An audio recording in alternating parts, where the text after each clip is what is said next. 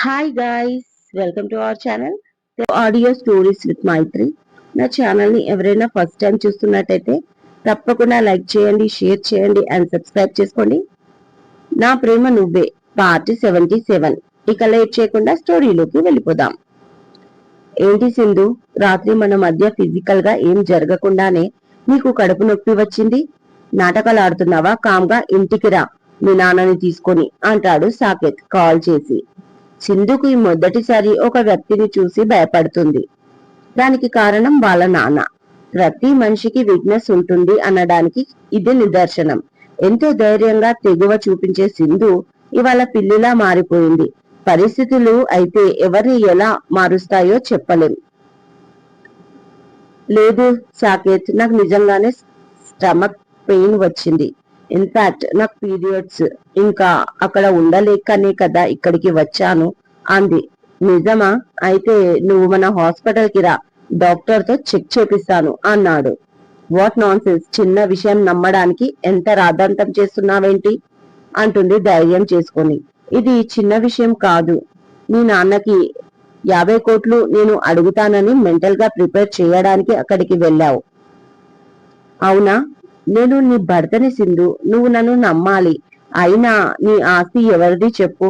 Future లో మనదే కదా. మనది అనుకున్నాక నీదైతే ఏంటి, నాదైతే ఏంటి? ఇవాళ అవసరం వచ్చింది, నువ్వు నమ్మట్లేదు. నాతో కాపురం చేసి పిల్లలు పుట్టాకన్నా అవసరం ఉంటే నువ్వు ఇవ్వవా? పెళ్లి అవ్వగానే అడుగుతున్నానని అనుమానం నీకు. మీ ఆడవాళ్ళందరూ ఇంతేనా? ముందు అనుమానం పుట్టి నువ్వు పుట్టావా అని అడుగుతాడు, తనని మెల్ట్ చేయడానికి ట్రై చేస్తూ. ఆ 50 కోట్ల మ్యాటర్ నేను మర్చిపోయాను సాకేత్. నువ్వు ఏదైనా మాట్లాడేది ఉంటే డాడీతో మాట్లాడు. I don't mind. నాకు డాక్టర్ రెస్ట్ తీసుకోమంది. బాయ్ సాకేత్, వీలైతే మళ్ళీ కాల్ చేస్తాను అని తను కూడా వీలైనంత సాఫ్ట్ గా మాట్లాడి కాల్ కట్ చేసింది సింధు.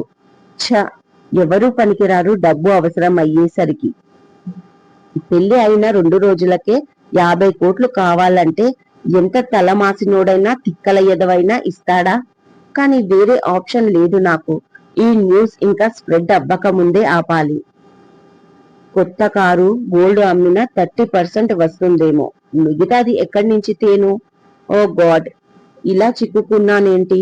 ఇన్ని ఏళ్ల అనుభవం ముందు కూడా ఇలా లాక్ అయిపోయానేంటి అని తల పట్టేసుకున్నాడు సాకేత్.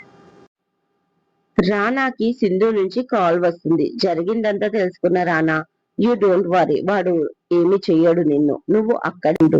రేపటి తర్వాత మీ నాన్న కూడా నిన్ను తిట్టాడు అని కాల్ కట్ చేస్తాడు. ఇంకా ఎన్ని రోజులు అంటుంది రానాని చుట్టుకున్న పూజ. జస్ట్ 1 వీక్ అంటాడు తన హెయిర్ సెట్ చేస్తూ.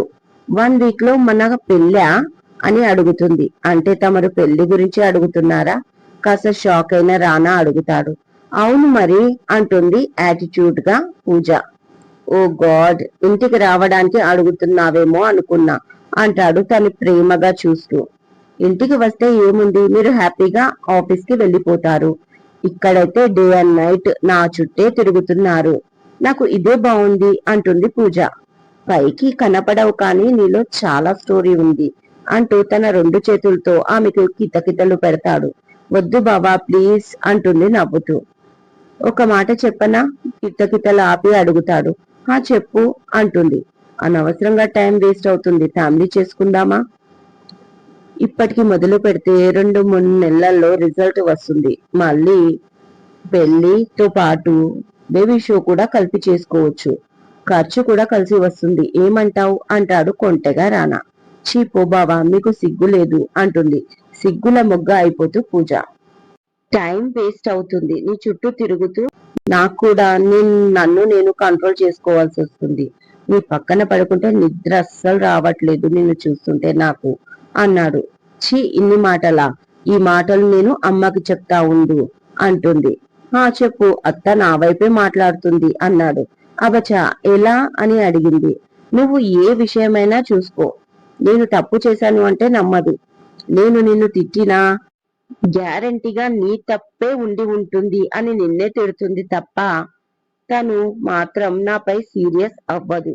అంత ప్రేమ ఈ కన్నయ్య అంటే అంటూ కాలర్ ఎగిరేశాడు రానా. అయితే నాన్నకి చెప్తా అంటుంది. చెప్పు. నన్నేమన్నా అంటే అత్తని తీసుకొని వేరే స్టేట్ వెళ్ళిపోతాను. అప్పుడు మీరిద్దరూ కలిసి బాధపడాలి. ఆ తర్వాత నీ ఇష్టం అంటాడు రానా. ఏంటి మీరు అన్నిట్లోనే మీరే గెలుస్తున్నారు? ఓ నేను మీతో మాట్లాడను అంటూ కిందికి వెళ్ళిపోతుంది. పూజ కిందికి వచ్చేసరికి సువర్ణ ఒక చిన్న బ్యాగ్ పట్టుకొని వస్తూ కనిపించింది. అమ్మ అంటూ హత్తుకొని నాన్న వచ్చారా అని అడుగుతుంది. నేను వస్తే నీకు సరిపోదే, ఎప్పుడు చూసినా నాన్న నాన్న అంటావు. సరే కన్నా ఏడి అని అడుగుతుంది రానాని. రాగానే నువ్వు కూడా కన్నా అని నీ అల్లుడి భజన మొదలు పెట్టావు కదా, మరి నేనేమనాలి అంటుంది నడుముకు చేయి పెట్టుకొని పూజ. నీకు నో డైలాగ్స్ అంటూ కిందికి వచ్చాడు రానా. ఉన్నావా, ఆఫీస్ కి వెళ్ళావనుకున్నా, నీకోసం వెజ్ పలావ్ తెచ్చాను, అలాగే కన్నా నీకు ఫిష్ కర్రీ.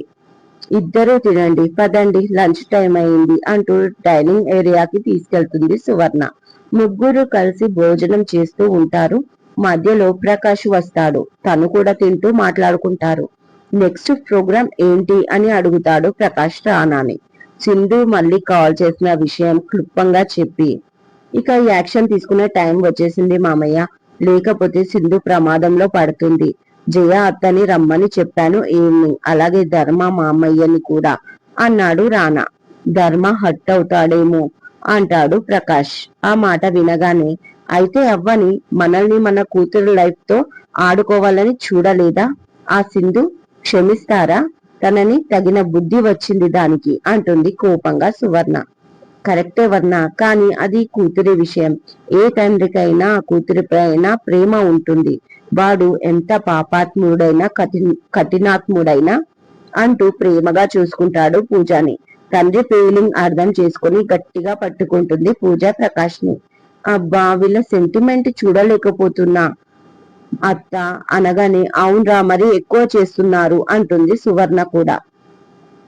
నాన్న వీళ్ళు ఓవర్ యాక్షన్ చేస్తున్నారు, నాకు వేరే సంబంధం చూడు అంటుంది పూజ. చూస్తే ఊరుకుంటాడు మరి, మళ్ళీ కిడ్నాప్ చేయడు నవ్వుతూ అంటుంది సువర్ణ.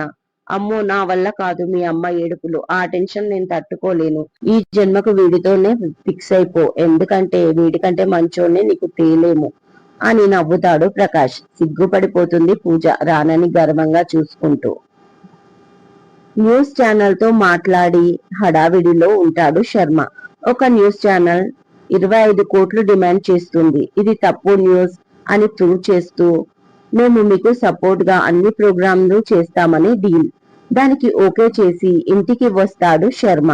సాకేత్ డబ్బు అరేంజ్మెంట్స్ అయిపోయిందా, 25 కోట్లు డిమాండ్ చేస్తున్నారు, పైగా మనకు సపోర్ట్ చేస్తాను అంటున్నారు ఆ ఛానల్ వాళ్ళు అని శర్మ అనగానే, ఎక్కడి నుంచి తేను అని అంటాడు కోపంగా సాకేత్. అదేంటి కోడలు రాలేదా అని అడిగాడు ఆశ్చర్యంగా శర్మ. ఆ అదొక కోడలు, నువ్వొక మామ, నేనొక మొగుణ్ణి అన్నాడు చాలా ఆవేశంగా సాకేత్. కోపంగా ఆలోచించకు సాకేత్, ఇప్పుడు ఆవేశం కాదు ఆలోచన కావాలి అన్నాడు శర్మ. దయ్యాలు వేదాలు వల్లించడం అంటే ఇదేనేమో అన్నాడు సాకేత్ సెటైర్ వేస్తూ. సాకేత్ నేనేం చెప్తున్నాను, నువ్వేం మాట్లాడుతున్నావు అని శర్మ అనగానే, మరి నువ్వు ప్రకాష్ అంకుల్ ఒకేసారి డాక్టర్ ఫీల్డ్ లోకి వచ్చారు కదా, ఆయన అంతెత్తుకు ఎదిగాడు, నువ్వు మాత్రం చుట్టూ అప్పులు, తాగుడు, పార్టీసు, పబ్బులు, అమ్మాయిలతో జల్సాలు, వీటితోనే జీవితం గడిచిపోయింది మీకు. నీ ఒక్కగానొక్క కొడుకుని నేను. ఒక 25 కోట్లు కూడా నువ్వు సమకూర్చలేని తండ్రివి నాకు. నీ మీద హోప్స్ పెట్టుకోకే. ఇండియా వచ్చి నాకంటూ ఒక సపరేట్ గా రూట్ మార్చుకున్నాను, కానీ ఆ వెన్నెల మిస్ అయి నాకు ఇన్ని కష్టాలు అని తలకు చెయ్యి పెట్టుకున్నాడు సాకేత్. సాకేత్ అదంతా జరిగిపోయింది, ఇప్పుడు దాన్ని మార్చలేం, అది వదిలే. ఇప్పుడు డబ్బు ఎలాగా అని అడిగాడు శర్మ. అదే అర్థం కాక ఇక్కడ చెక్క భజన చేస్తున్నా అన్నాడు. సరే నేను ప్రకాష్ ని అడుగుతాను అన్నాడు శర్మ. ఎలా అడుగుతావు అని అడిగాడు సాకేత్. వాడు నా ఫ్రెండ్, నా కోసం ఎంతైనా ఇస్తాడు, ఏదో కష్టం వచ్చిందని చెప్తా అన్నాడు శర్మ. సాకేత్ బాధపడలేక, ఏదో ఒకటి ఏడు అని సింధు గురించి ఆలోచిస్తూ ఉంటాడు. తను దారికి రావాలి అంటే ఫస్ట్ నైట్ జరగాలి, అప్పుడే నా మాట వింటుంది. వెన్నెల్ని చూశాక ఏ అమ్మాయిని ముట్టుకొని నేను ఇవాళ డబ్బు కోసం ఎంతో మందితో తిరిగిందో ఆ సింధుని దాన్ని ముట్టుకోవాల్సి వస్తుంది అనుకుంటూ సింధుకి కాల్ చేశాడు. హాయ్ డియర్, ఎలా ఉన్నావు అని అడిగాడు లిఫ్ట్ చెయ్యగానే. ఐఎమ్ గుడ్ సాకేత్ అంది సింధు మెల్లిగా. ఆంటీ అంకుల్ ఏం చేస్తున్నారు అని అడిగాడు. వాళ్ళు ఇంట్లో లేరు అంది. ఓకే జాను, జస్ట్ హాఫ్ అన్ అవర్ లో అక్కడ ఉంటాను. I miss you so much అనగానే ఆ మాట విని సింధు గుండె గుబేళ్ళు మంది. వెంటనే రానాకి కాల్ చేస్తుంది సింధు. సాకేత్ కాల్ చేసి పిచ్చిగా మాట్లాడుతున్నాడు, ఇప్పుడు ఏం చేయాలి అని అడుగుతుంది. రానా బ్రహ్మాండమైన ఐడియా ఇస్తాడు. ఇక అంతే, సంతోషంగా థ్యాంక్స్ చెప్పి కాల్ కట్ చేస్తుంది సింధు. ఇదండి ఇవాళటి ఎపిసోడ్. ఈ ఎపిసోడ్ మీకు నచ్చినట్టు అయితే నాకు కామెంట్ లో చెప్పండి. అలాగే లైక్ చేయండి, షేర్ చేయండి, సబ్స్క్రైబ్ చేసుకోండి నా ఛానల్ ని. మరొక మంచి ఎపిసోడ్ తో మీ ముందు ఉంటాను. మైత్రి.